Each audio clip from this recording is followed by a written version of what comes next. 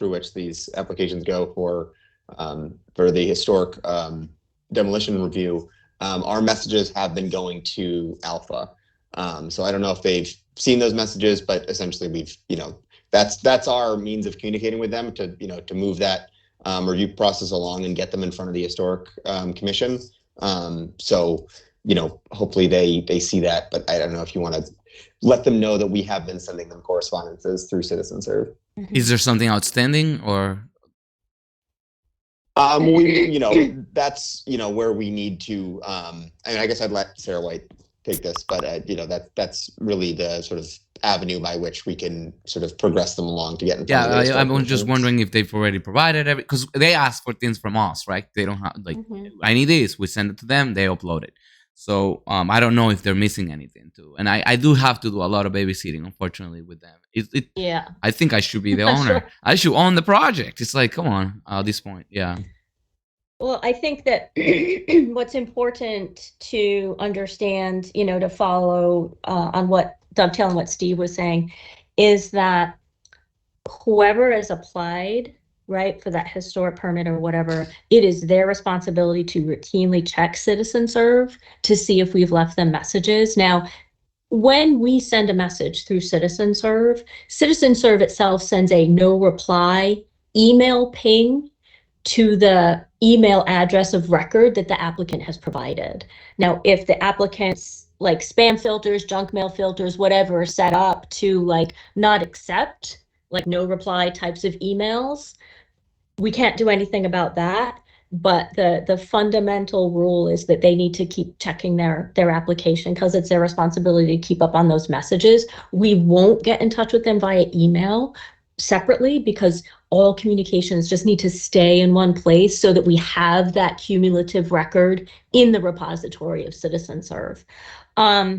I think I would probably share your concern about, whether or not they're keeping up on it and what they've turned in and whatnot and how they've looped you in or not looped you into all of these other application processes. Because we certainly find that people get really annoyed and frustrated when they think that something's not moving forward, but they have outstanding things that they need to give us. So I would just say have him go in, log in and check, or alternatively, he could also turn over that his login to you and then have you be the person that follows up on all the historic stuff too. Could it have more than one email CC'd on that or not? Because I do get, for instance, there's a lot of projects. We have a ton of projects in Somerville, and I get all the emails for things that don't even matter to me. But you know what I do? I screenshot it and send it. Hey guys, have you looked at this? Like every day I get one for things that are beyond me because I don't know how they add me on the portal when they add me. Yeah, you weren't listed. I would say have him go in because he has an account, right? And so this is tied to his particular CitizenServe account.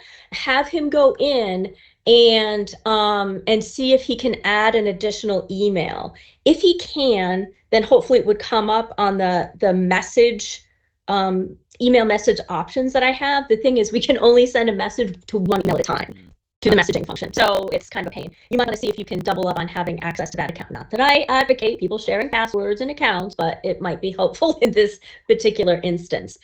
I think it's also important for you to convey to the owner, he can't be doing any demo without a permit. And I know he already started to do that and they got a stop work order. Like he didn't have a permit to do it from the building department and he didn't have a permit to do it from the HPC. So he's got to control his subcontractors. And they were removing asbestos without the proper precautions.